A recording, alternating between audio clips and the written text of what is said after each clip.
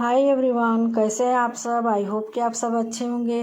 तो देखिए 5 बजने का समय हो रहा है और मैं अंदर पूरा झाड़ू वगैरह जो भी था लगा दी। अब बस बाहर वही गेट खोलना था।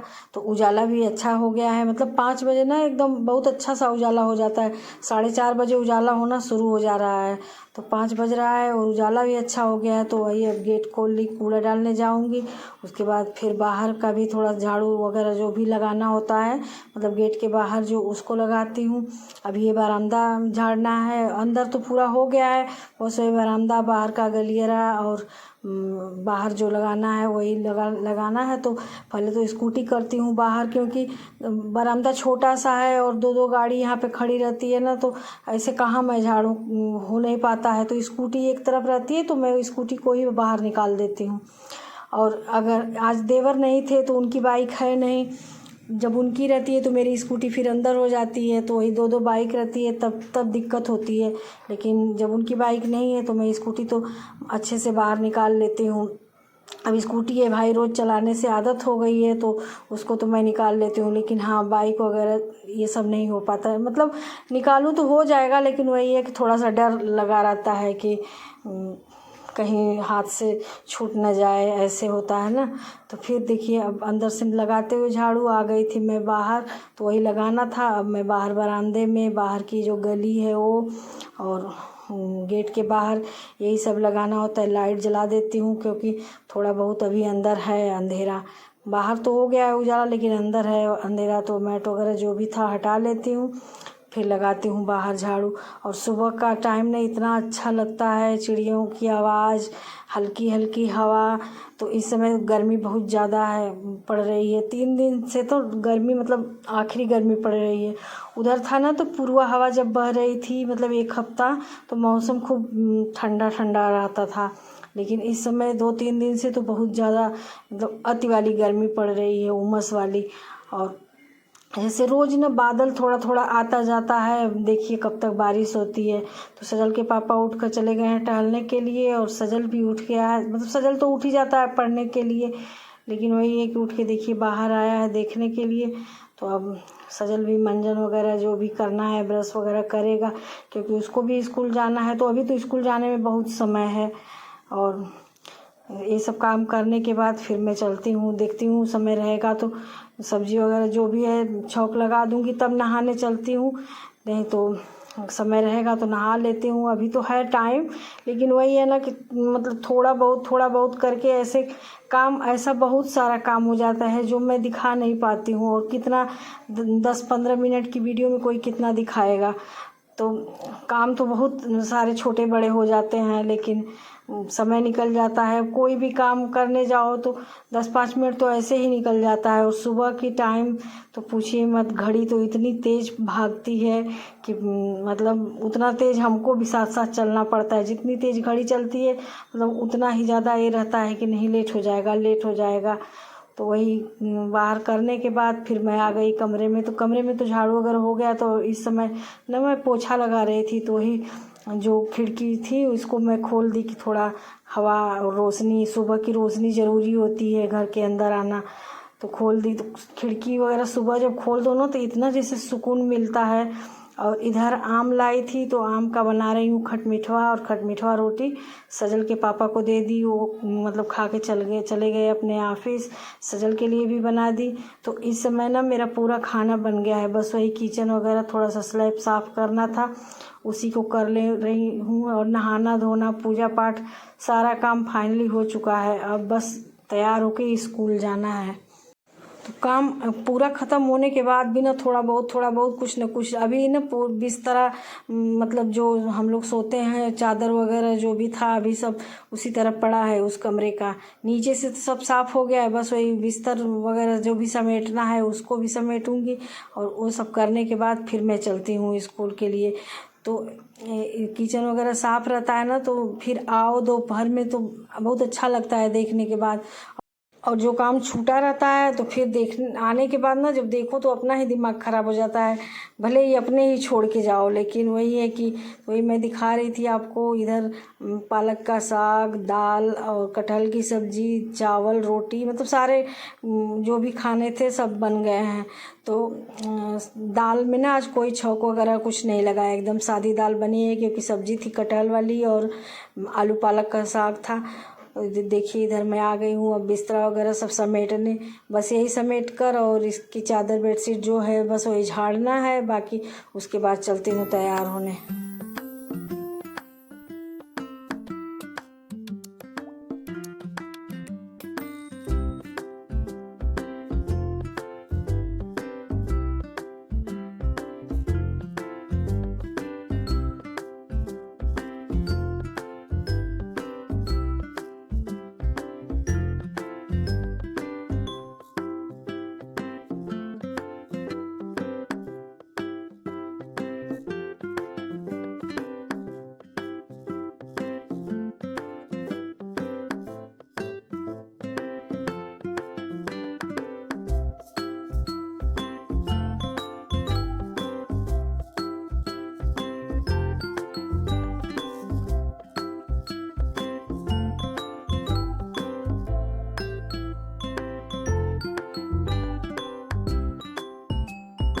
और इधर जो ये इलास्टिक वाली बेडशीट है ना, इसको मतलब रोज़ हम उठा के नहीं झाड़ सकते हैं, क्योंकि चारों तरफ से ऐसे इलास्टिक लगा हुआ होता है, तो मतलब मैट्रेस में इस तरह नीचे से फंसाया हुआ है।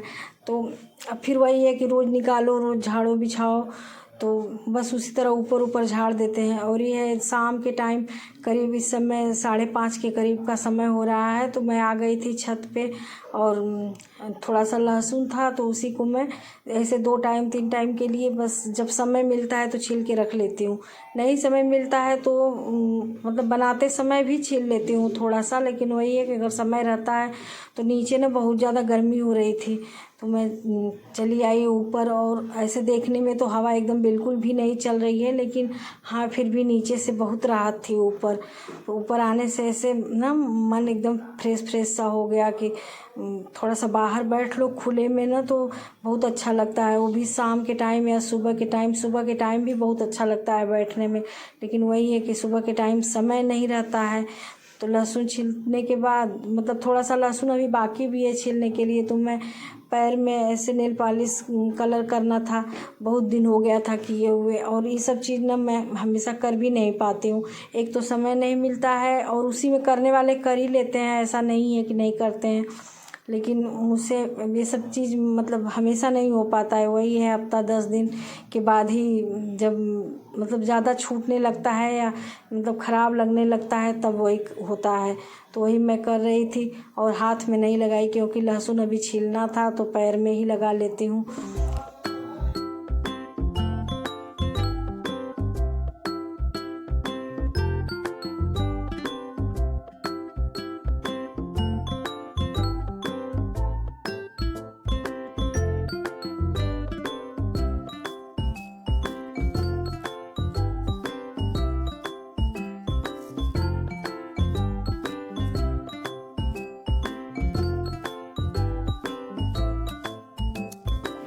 देखिए जो बाकी था लहसुन, उसको भी मैं अब छील ले रही हूँ।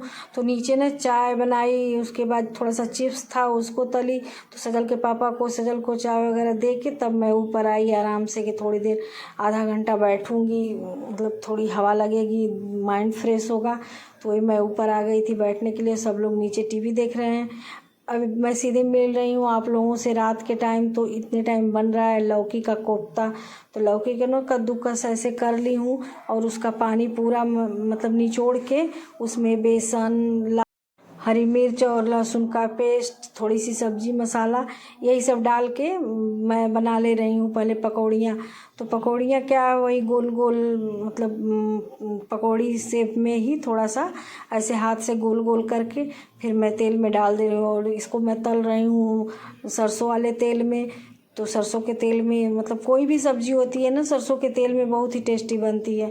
तो ज़्यादा तो बनाना नहीं था, बस थोड़ी सी आधी लौकी बची थी, तो उसी की मैं ऐसे कोफ्ता करके बना रही हूँ। लौकी की सब्ज़ी ना ऐसे जो मतलब प्लेन वाली बनती है जीरा का तड़का लगा के, तो मुझको नहीं अच्छी लगती है, मतलब लौकी मुझे अच्छी नहीं लगती है। हाँ, इस तरह बनेगा ना तो थोड़ा सा मतलब खा लेती हूँ, लेकिन ऐसे जीरा वाली लौकी तो मुझे अच्छी नहीं लगती। सजल के पापा को अच्छी लगती है, तो वही आधी लौकी की मैं उस तरह बनाई थी और आधा बचा हुआ था, तो फिर मैं एक कोफ्ता बना ले रही हूँ। तो इसमें देखिए टमाटर प्याज जो भी था सब ऐसे हो गया था, मतलब प्याज जब थोड़ा सा लाल हो गया उसके बाद टमाटर डाली, जो मसाले डालने थे मसाले डालकर उसके बाद मैं फिर इसको ढक्कन लगा दूंगी ना तो टमाटर ऐसे गल जाएंगे, क्योंकि इसमें नमक डाली हूँ तो नमक जब पड़ जाता है ना तो टमाटर गल जाते हैं। और इस समय टमाटर जो आ रहे हैं तो देखने में तो लाल हैं लेकिन है थोड़े कड़े कड़े जैसे लगते हैं, तो वही डाल दी हूँ। और थोड़ा सा मतलब 1 चम्मच के करीब बस